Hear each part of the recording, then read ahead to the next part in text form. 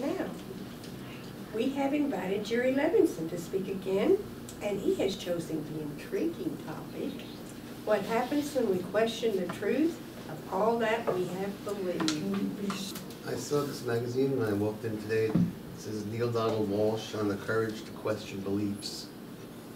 And he's talking, of course, about beliefs, not God, that more traditional or fundamentalist people would hold, like, my God is better than your God, and if you don't agree with my interpretation, then our army will kill your army.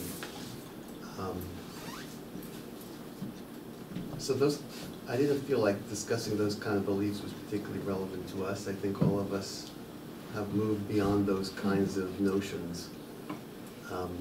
Notions about God that keep us separate from our brothers and sisters.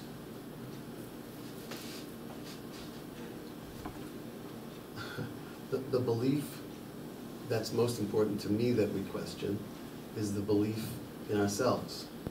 The belief that I am this, that I am a person, that I am an individual. Questioning the reality of my being. So that belief or that understanding that there is no independent self, which is the core of Buddhism, for example. All the other religions have a belief system. And in order to be part of that religion, you have to, at some level, adopt the belief in whatever it is. The scriptures or the whatever. And every belief that we hold is a limitation, because the belief is in our minds and it's connected to its opposite, which also exists in duality. So every belief is kind of a holding on to a position that requires a defense against the opposite truth, which is also partially true. So beliefs generally are a weak place to live from, because you always have to be worried about them, you're always defending them, you're always trying to get information to support them, you're finding other people who believe in your beliefs. And so there's always an underlying fear that the belief might be not founded. So when we notice that I am relying on a belief, we might want to see, well, what would happen if I let that belief go, whatever it would be.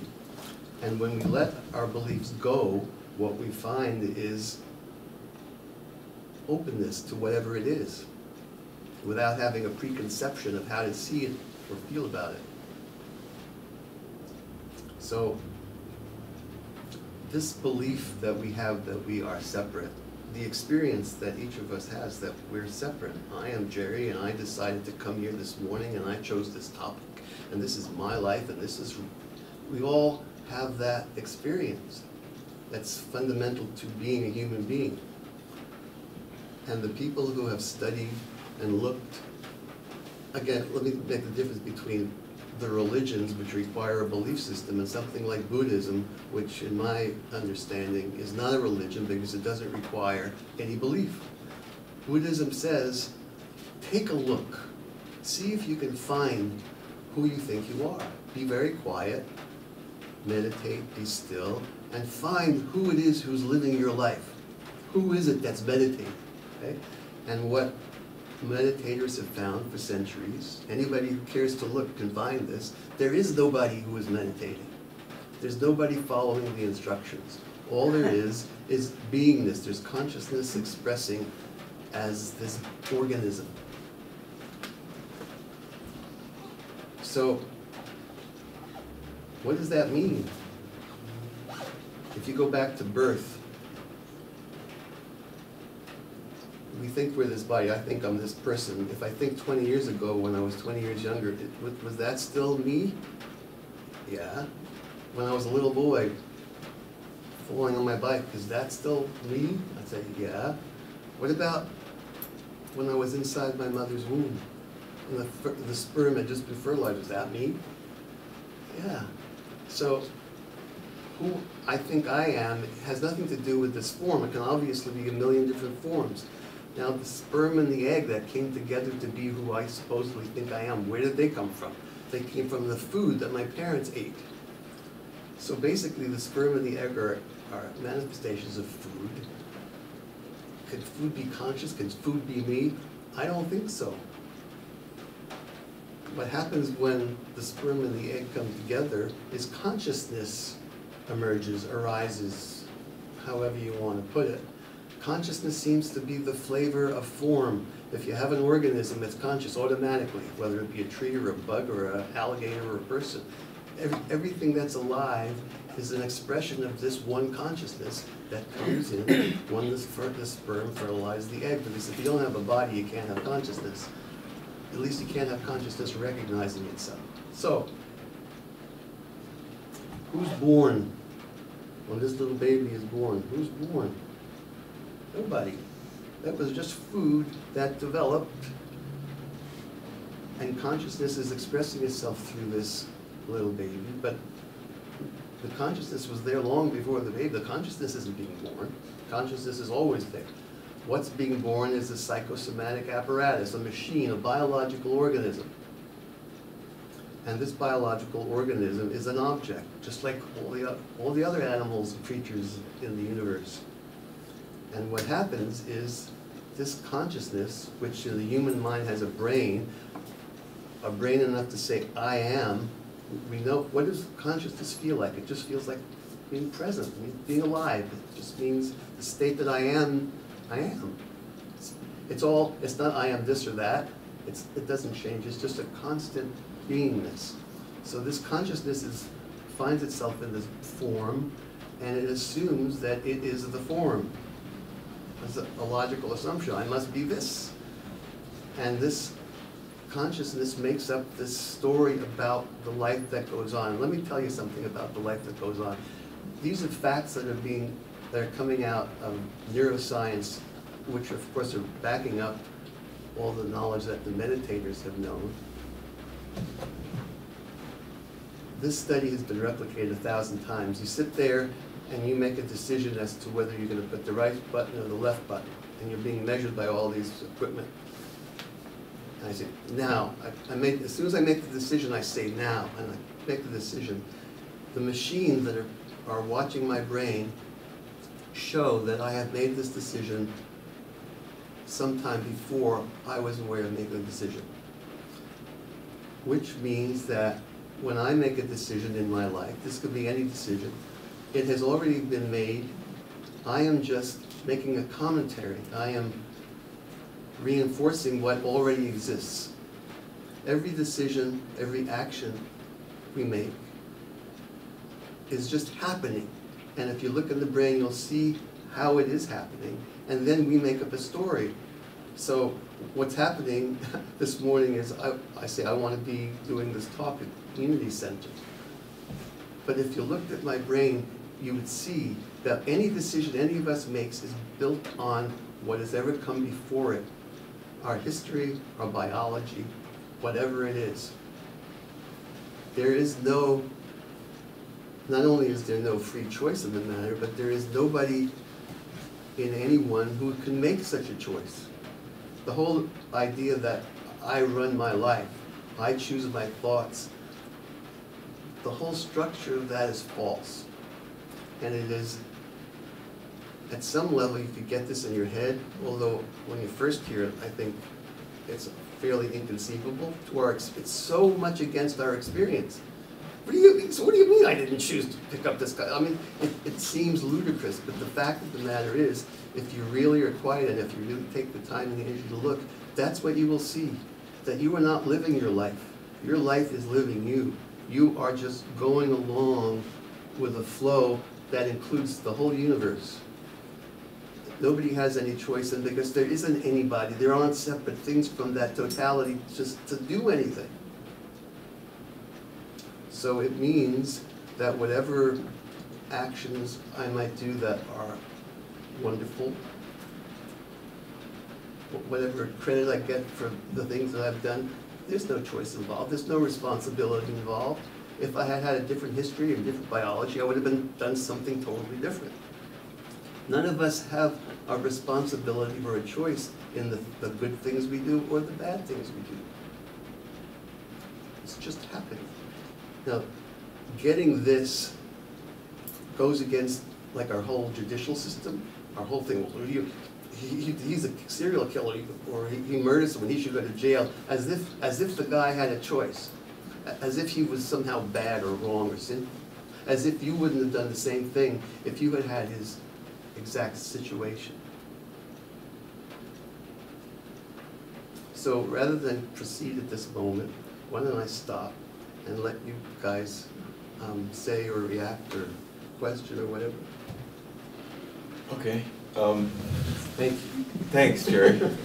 There's so many paradoxes that come up because we have, in a certain sense, we have the free will to realize that we don't have free will. But you see, when you change your perception, well, let me just finish. Well, you said we have the free will to question our free will, and I say I don't think so. No, I know, but you have to let me fully go with the flow of what I'm saying here. So, when we change our perception about the environment and the reality that we see, we shift into a different parallel universe. And like, I've witnessed changing my perception and shifting into many different parallel universes. So I sense that I have the freedom of choice. Now, there are many people who have lived their whole lives and at the end of their life and have noticed that this whole set of circumstances was laid out before them. And while they were in their life, they believed that they were choosing all of these things. But as they got older and were able to see from a higher perspective, we're like, wow, that was like destiny. And so there's many different philosophies, like Carl Jung has a philosophy about the acausal connecting principle, about how all this stuff is laid out before us. Mm-hmm. But while we're in the bubble, like this, if we're cut off, we don't have direct access to our higher universal perception, we do believe that we have freedom of choice. And in our spiritual journey, it's useful to think that we do. And just like it's useful for some people to have a religion with a whole, dogmatic system, might be useful. And it helps them to think that they have the illusion of the freedom of choice. So you're saying what I'm saying, is that right? Yeah. Okay. I'm saying what you're saying, but at the same time, there's different levels of perception, and certain people in their spiritual awakening process need to believe in the illusion of the freedom of choice.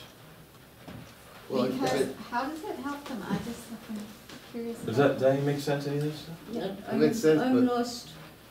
Sorry, Jared. no, please ask all those questions. Ask him the question. The question was, how will it help someone to have that false belief? So how will it help someone to have that false belief of freedom of choice? Yeah. Is that your question? Well, yeah. I think that's continuing what I was saying, is that, because that's part of what I said, right? So it helps them because they believe that they are safe, because they perceive that if their religion was questioned, they believe that they couldn't handle it. So it's a fear thing. Oh, okay, just like any other false belief that makes you feel better. Yes, like exactly. God's going to save me kind of belief. Right, and that might be useful for some people in their spiritual journey to believe that. Okay. That's I think it's my point.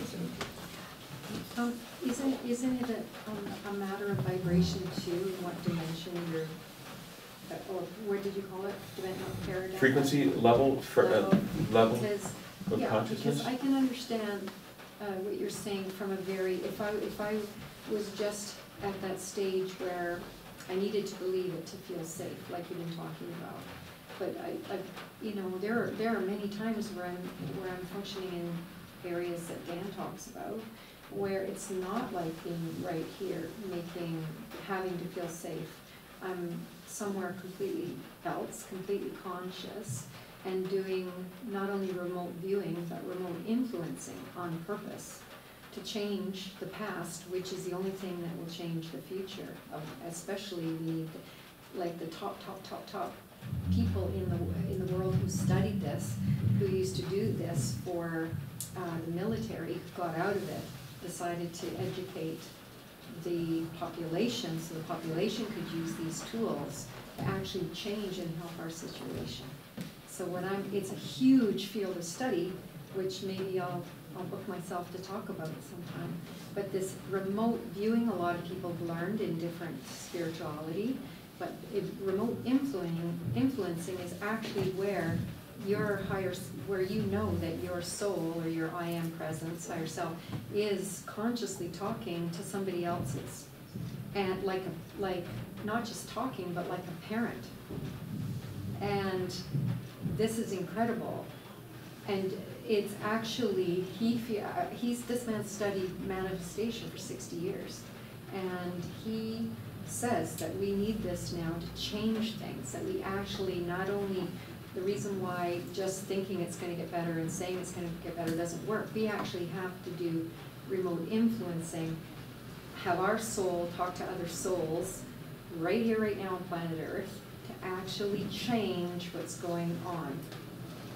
And so more of that another time. So what I want to say is, yeah, I feel that on one level it's true that we think we have a free will, and it's not such a free will based on past environment, what's happened to us, biology, everything you say. But it doesn't resonate that we're stuck there.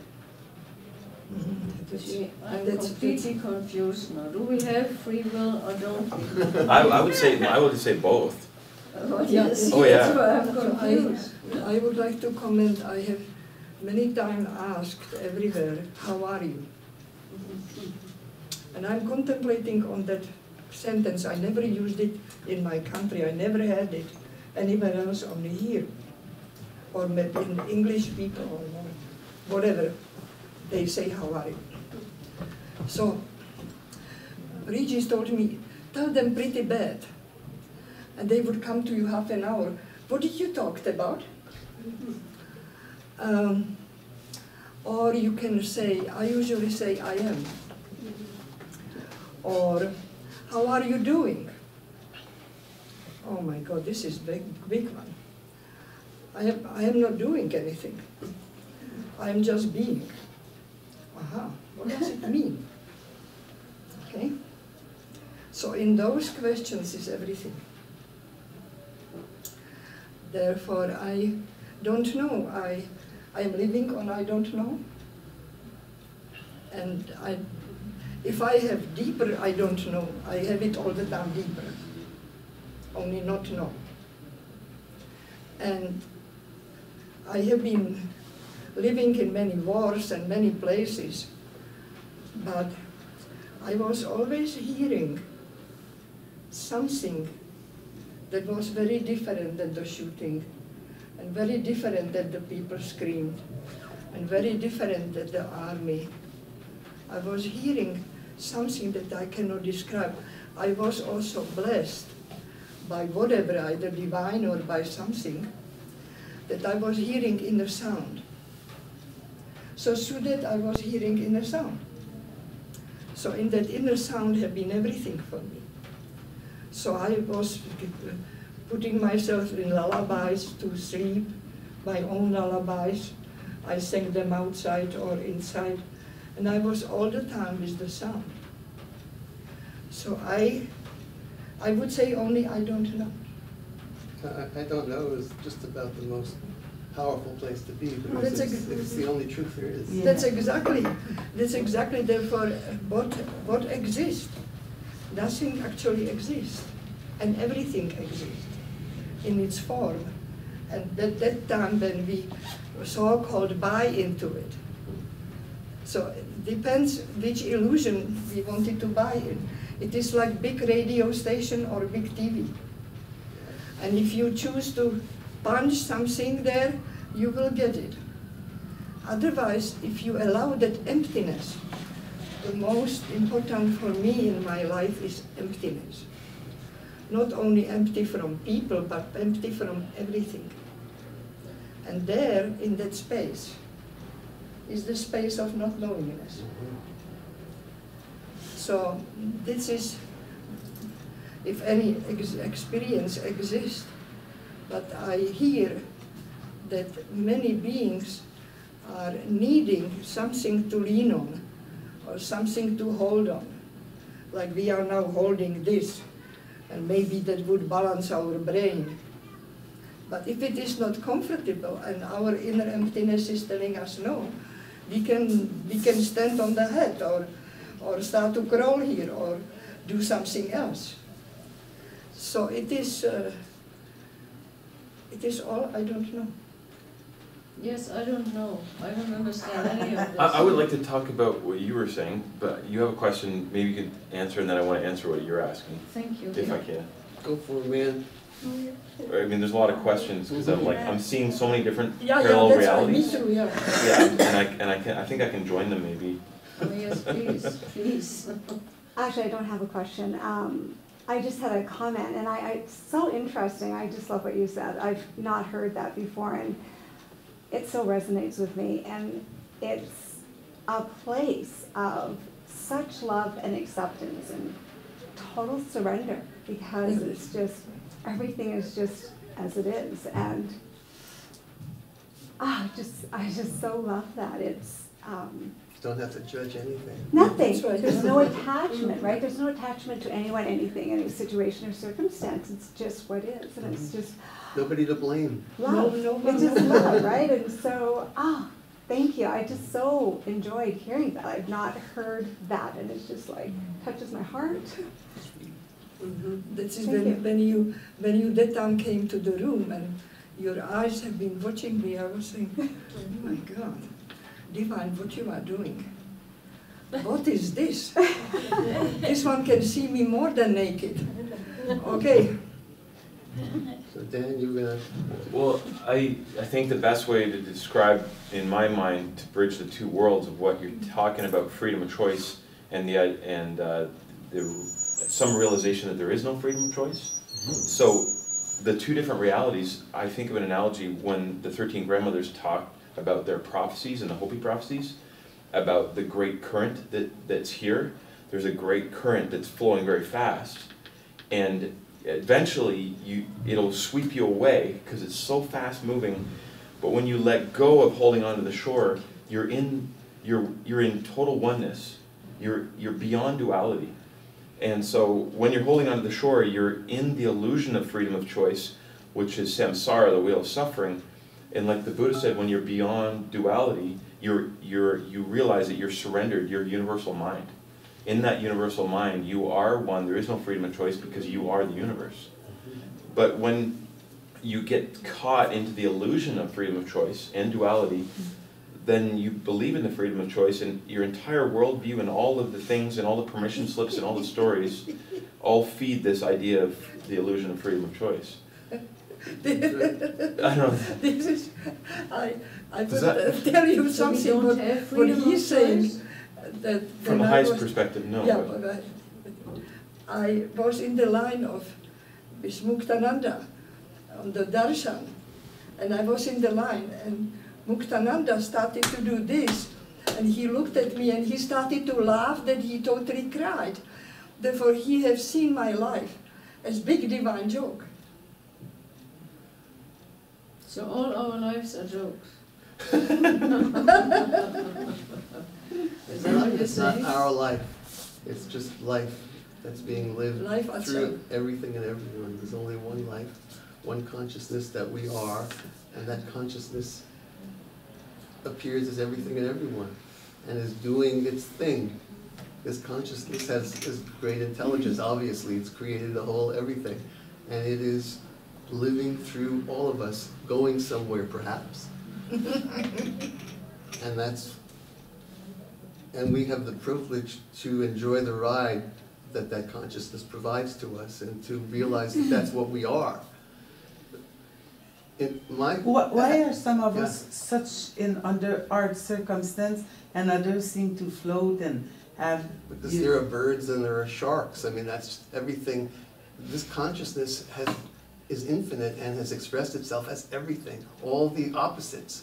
The terrible pain and the wonderful ecstasy, it's all part of this expression of consciousness. It's all And there. only it fell on people like... Well, but there are no people, you see. Yeah. So, suffering primarily and fundamentally is a resistance to what's happening. That's Right. blockage, And blockage. if you're quote, suffering if you're sick or if you know, whatever. This pain is obviously physical pain, but you're not suffering if you're not resisting. And so if you stay with the flow of consciousness, there's never suffering. Yeah, that's very true. Stuckness Yeah. is suffering. So who's the one that's resisting? And who's the one that's suffering? There is no one. It's just what's happening. And you don't have a choice whether to resist or not resist. You're going to So we might as well relax? I'm not saying, what, the thing here is there's nothing you can do or not do. It's not about doing. It's That's about right. That's recognizing what you are. That you're not this functioning organism.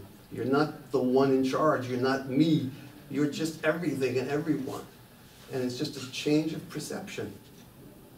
So you're saying just be, basically. That's exactly. That's exactly right. Mm. Enjoy the ride. It's not always that easy, though. No worries, Mike. This, the question how you are doing is very good. You can look. Who is doing it? Who is saying it? So in terms of our individual suffering as human beings as we go through life, most of us try to feel better by fixing something in the story that we've created in our lives. We're going to fix my relationship, I'm going to get a better job, I'm going to work on my depression, I'm going to find God. Whatever it is, we have this stuff that we think we can find what we're looking for, which is ourselves, through the things that our story tells us to do. And of course, you can never find yourself doing stuff because you already are that which you are looking for. So trying to feel better within the story will never work. You'll always suffer because you're starting from a false sense of self. The only way out of human suffering is to recognize what you are, that you are not the object, that false self that you've been pretending to be. And all the dramas and stuff around that false self are not yours. And when you see that, oh, what a relief. You don't have to carry that around anymore. That's the only way out. Staying within the story, trying to make it better, can never work because you're starting with a false foundation, with an emptiness, with a separation, with a loneliness, with everything. I mean, you're starting with hell, basically, when you believe this separate story. So it's getting out of the story that is the way. And that's why individual work has a great limitation. You want to go to a psychologist and talk about your childhood and your mother, and what's that going to do? It's going to keep you in the story. It's going to get you further believing the traumas that you carry and the limitations that you have. But when you recognize through, not through believing this is useless, but feeling it, seeing it, living it, has all the power in the world. And all it requires is attention. It requires that you sit there and you practice finding yourself, realizing you can't, and accepting that you're an infinite being, that you were not born, you're not going to die, and none of this is happening to you. It's just all happening. It's such a sense of freedom. Just allow yourself to be. But it's got to be seen. Unfortunately, this head knowledge is really so limited. You know, I can believe that I'm not really this big deal. It doesn't work. It's all about experience, direct inquiry into one's being. Not believing Jerry or a book that you've read or anything. Really sitting with yourself and seeing what the hell is in there. Who you are, who's watching, who's doing it, who's sitting in meditation. Really look, see if you can find it. It's fun. It's like an adventure. It's like an investigation if you're into that kind of stuff. Find the guy, you know? So I don't think I have anything more to say really, unless anybody has any questions or anything. I'd be happy to talk forever, but nothing particular on my mind. I have a little beta fish in my treatment room, and I gave him a name. His name is Just Be. Right. Pardon, what were you saying? I said I have a treatment room. In my treatment room, A there's a treatment room? fish. Yeah, where I do massage. Yeah? There's a fish, a beta fish, Is it a real fish? real beta fish. His name is Just Be. So what do you What do? You've got a treatment room. No, she has a fish named Just Bee. She named her fish Just Bee. Oh, well, that's what I said, basically. Just B, so B for beta fish? I never heard No, of that. B-A-U-S-T-B. 2 words, 1 name. Yeah, just B. Yeah, it's not always that easy though, eh? Just be. Because all this outside influence and it crawls into you, and then what do you do with it? And then you say, okay, just be, but the decisions to be made and life is living and that sort of thing. Let me just make the connection before we stop. Yeah. Forgiveness comes to my mind as I see the Course in Miracles cards going around. The fundamental principle of the Course in Miracles is forgiveness. And recognizing what I've been saying here, that nobody is to blame. Nobody could have done anything differently than they've done.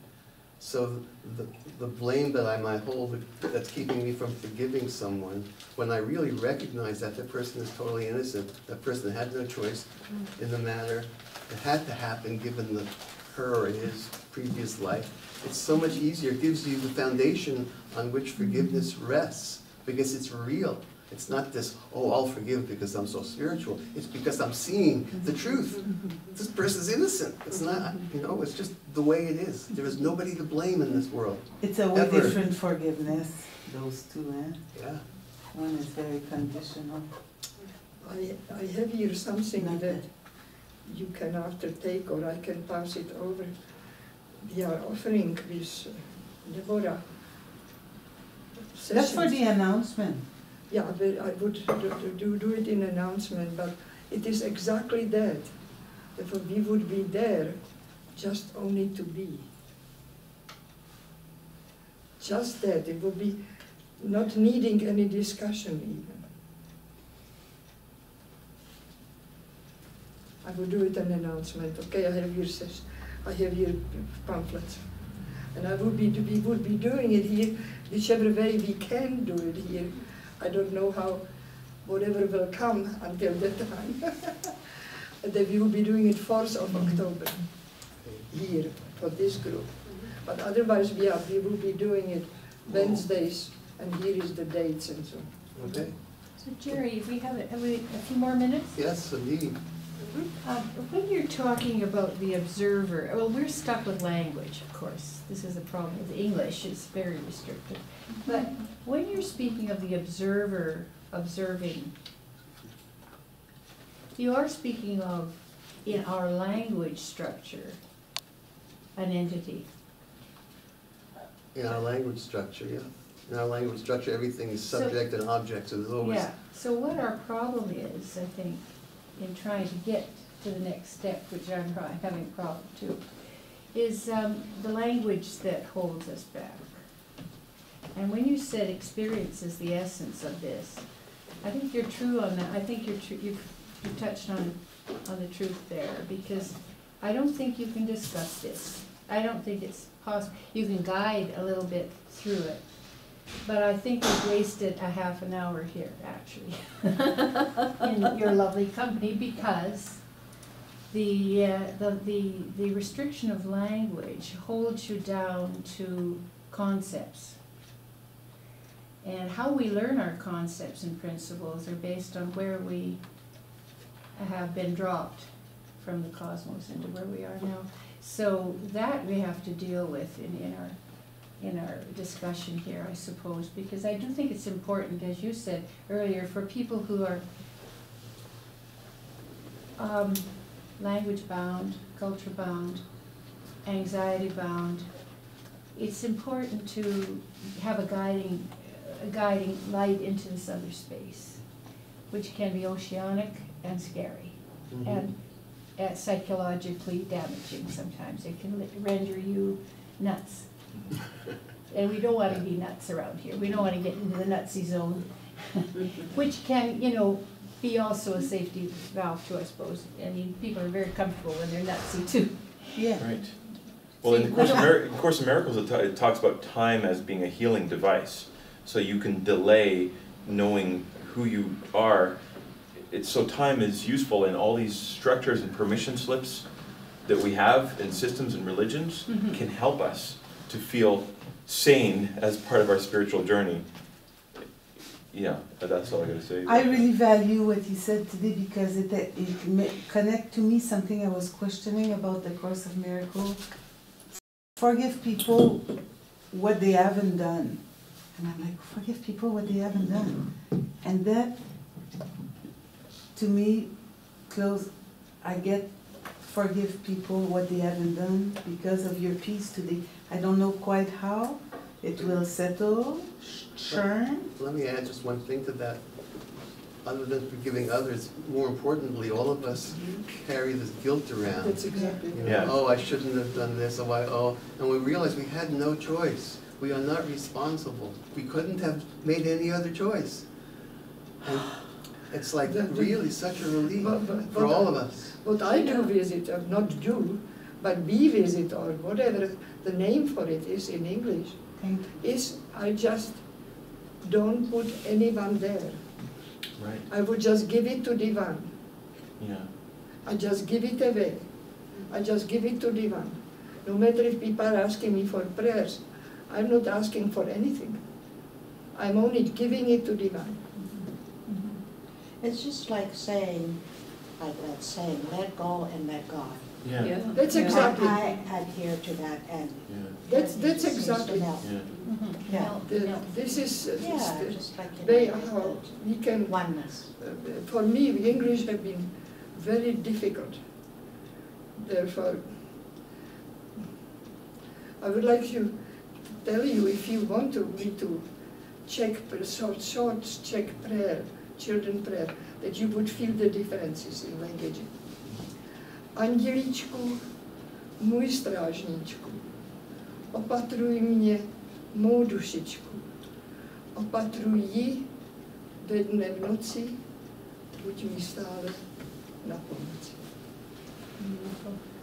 So this is for me language of the heart. And for me, English has been like business language. You have to do business. Please, I don't want to do that. They gave me Course of Miracle and meditated with it. How can I read those sentences? They are too much spent language. So I have been meditating, being silent with it. You should probably do these cards, huh? Yeah. Would you like to begin? Dan? Sure. You who want peace can find it only by complete forgiveness.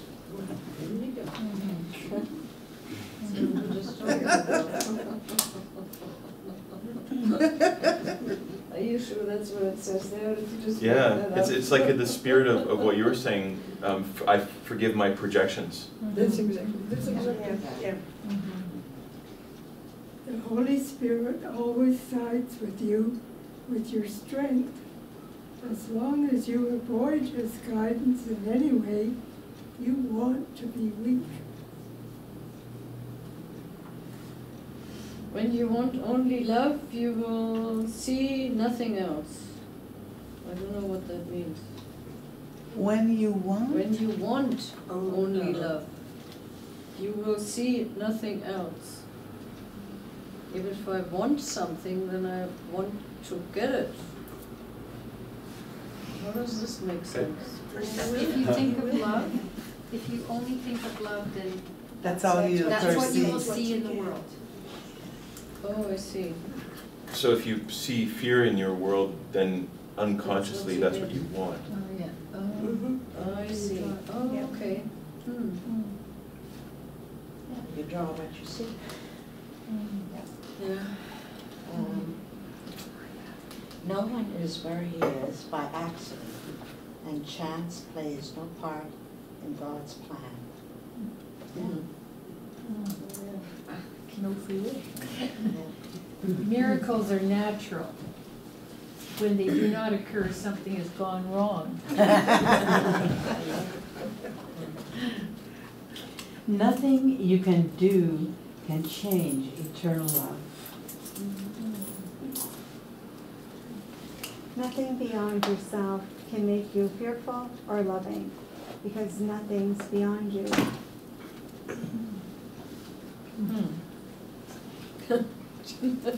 With love in you, you have no need except to extend it.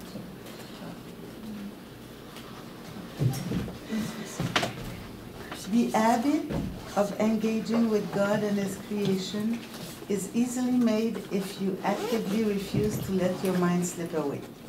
The problem is not one of concentration. It is the belief that no one, including yourself, is worth consistent effort. So there.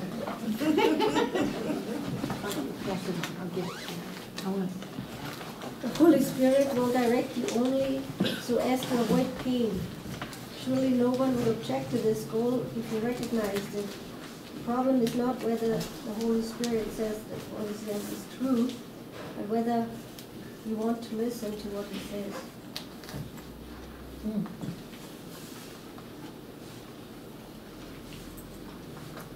Glory is God's gift to you, because that is what she is. See this glory everywhere to remember what you are. That's nice. You must have noticed an outstanding characteristic of every end that the ego has accepted as its own. When you have achieved it, it has not satisfied you. This is why the ego is forced to shift ceaselessly from one goal to another, so that you will continue to hope it can yet offer you something. That's true. That's the whole story. Kind of summed up today. Okay, gratitude to God becomes the way in which she is remembered. For love cannot be far behind a grateful heart and a thankful mind. Nothing you undertake with certain purpose and high resolve and happy confidence. Holding your brother's hand and keeping step to heaven's song is difficult to do.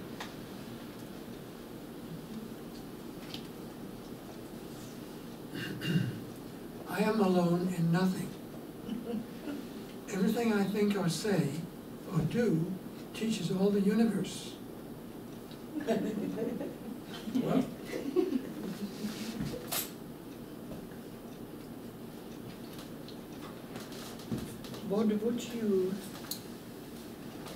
what would you not accept? Here is a really big English. If you but knew that everything that happens, all events, past, present, and to come, are gently planned by one whose only purpose is for your good.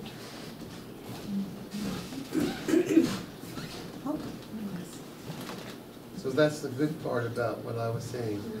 We have no control over it, it's just happening, but it's happening for our good. It's happening, whatever that might mean to you. That there is a positivity, there is a love underneath this whole movement of consciousness that becomes apparent as you live in it. And this part says, as God sent me to you, so I will send you to others, and I will go to them with you, so we can teach them peace and union. Thanks, Jerry. Right on.